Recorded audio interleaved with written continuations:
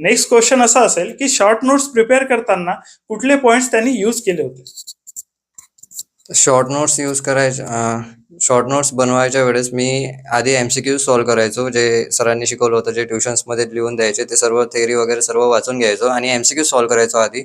MCQ solve केल्यानंतर मग ते जे पब्लिकेशन्स असतात त्यामध्ये पण काही फॉर्म्युलेज वगैरे दिलेले असतात MCQच्या आधी इंट्रोडक्शन म्हणून, आणि त्या सर्व गोष्टी मग मी एकत्र करून, माझ्याकडे एक पब्लिकेशन नव्हतं, 2-3 पब्लिकेशन होते. 2-3 पब्लिकेशनमधून जे आपल्याला इम्पॉर्टंट जास्त वाटतंय किंवा हे सर्व जागी कव्हर झालेलं आहे, हे आपल्यासाठी इम्पॉर्टंट आहे, हा फॉर्म्युला इथे लागू शकतो.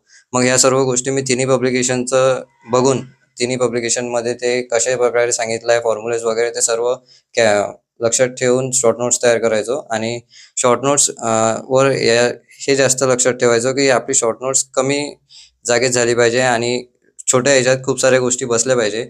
अशा प्रकारे मी शॉर्ट नोट्स तयार करायचो